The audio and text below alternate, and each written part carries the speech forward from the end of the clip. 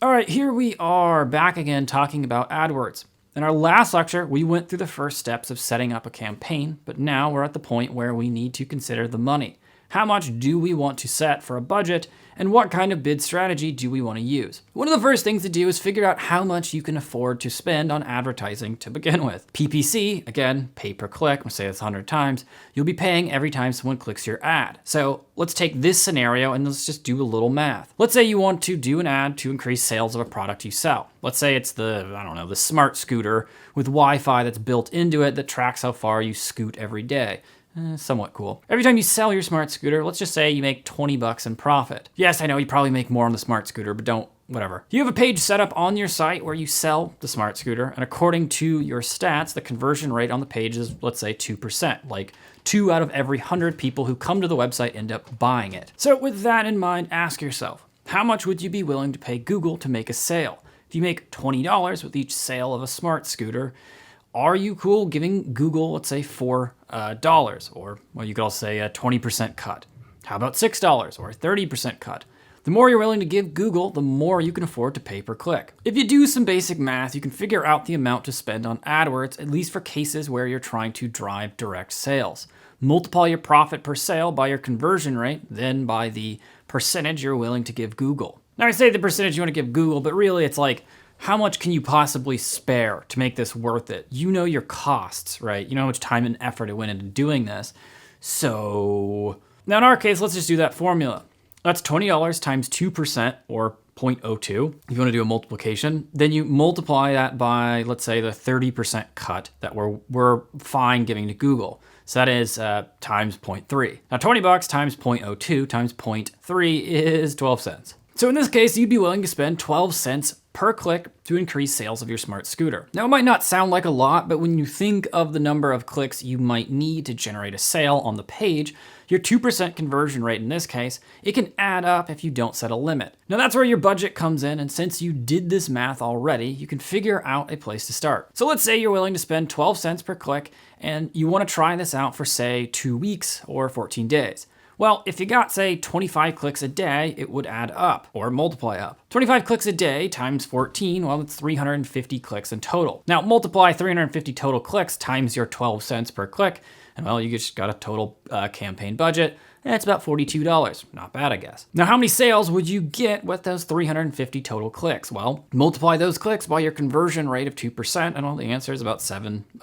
sales. So if all your numbers hold true, especially your conversion rate, and I keep in mind, guys, it constantly fluctuates and it changes, and this is something you might not even know right now, then by the end of 2 weeks, you'll have to spend $42 or less to hopefully generate 7 sales of your smart scooter. Now, with 7 sales, well, you make 20 bucks each. That's a total profit of $140, then minus $42, so you owe Google. So basically, it's like $100 in profit. Now, the important part here is that you need to have the information to guide your budgeting. If you know things like how much you make per sale and the conversion rate on the page where you'd be sending people, well, then you can very easily put yourself in a position where you could budget your advertising pretty effectively. Now, of course, it's never that simple. Now, you might have a conversion rate that you established before, but that conversion rate might be based off SEO or, I don't know, Facebook. Now, it's not the case that it's always this straightforward. In fact, it's usually got other layers of complications in with it.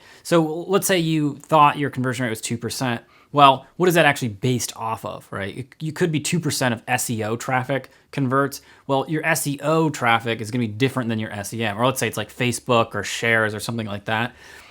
You kind of have to use those as a guide, but then immediately adjust and say, actually, my ads are converting at this percentage. Now, it could be higher because people are knowingly clicking something because they know they want to buy something, or it could be lower because people just don't trust ads as much. Now might be a good time to review your own numbers and plug them into that equation that we had before. How much profit per sale times your conversion rate on your page, your best guess at your conversion rate, times how much you're willing to give away to Google to make this worth it. So now that we've covered some of the math to help you prep for this bidding adventure, let's jump back over to Google AdWords and that first screen where we were setting up our campaign. We're looking at bid strategy. Now, if you click it, you'll see 2 categories.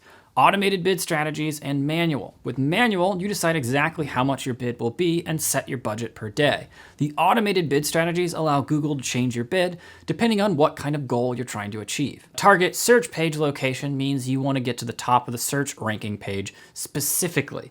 Target CPA will place bids to try to get you the most conversions possible. You'll actually pay per the conversion, not per click, but the cost per conversion will be higher. We probably won't actually cover that in this course because it requires a lot more. You have to really set this one up. And again, if you knew how many people would come to your page and then how many would convert, then why wouldn't you just do it based off of clicks? So why wouldn't you just say, I'll pay this much for a click? Now there's also options for creating ads simply to outrank ads from another domain. If you want to battle a competitor for SERP turf, go for it. Then of course there are options to simply maximize clicks and maximize conversions.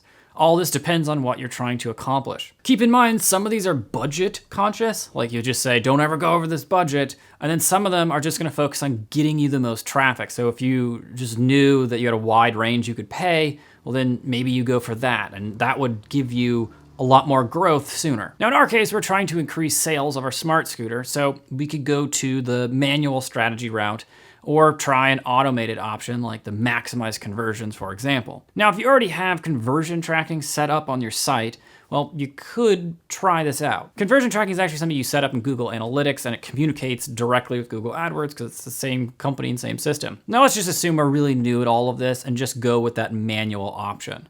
So all we have to do is tell it our default bid and our budget per day. Remember how we talked about running a campaign for 14 days and maybe spending, let's say, $42 in total? Well, $42 divided by 14 days is, you can do the math, it's about $3 a day. So we could use that $3 as our daily budget, put in $3. I don't obviously suggest it, it's not really enough to make this work, but okay, go for it. Now you could go higher if you wanna see how it goes. It's all up to you. I think I'm personally going to go higher because why not? Our smart scooter is worth it. Let's do $5 a day, but for our default bid, let's start with 50 cents.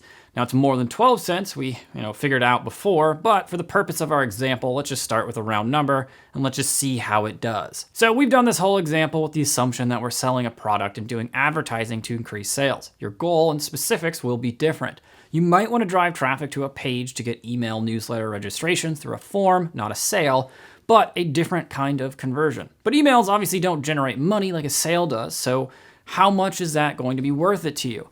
In most cases, what people do is you run it to a page, you sign up for an email newsletter, and then they give you a drip of emails over a long period of time, and they know how many people who sign up eventually will buy on that process. And that's usually going to be higher than people just going to your page and clicking buy. So how much would 100 signups be worth? Well, you'd have to run this test beforehand to know that number. And then obviously how many clicks would it take to get those 100 signups? This is why it takes a little bit of time to get the SEM machine running smoothly. Now, if you don't know things like conversion rate or dollar amounts, well, it'll make it tougher to figure out your budget for ads. So then, what's a number you're willing to spend to try to see if this works at all and to get your baseline numbers? If all else fails, pick a total dollar amount you're just comfortable with in general and then just go with that. So the last piece on this page is the ad extensions part. This part's interesting because it deals with some extra Google features you can have appear with your ad if they apply to you. Number one, if you have a physical location, you can check off the location box and Google will display an address and phone number for your store.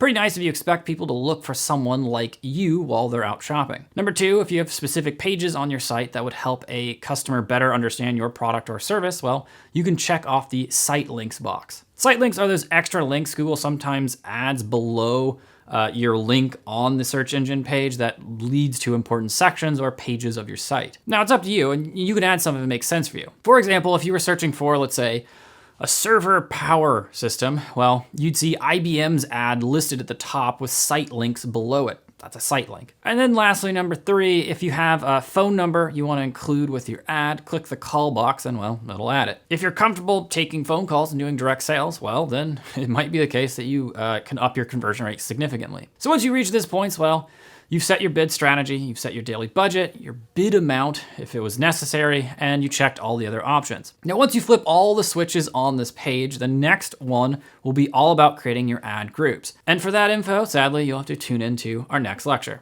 All right, see you then.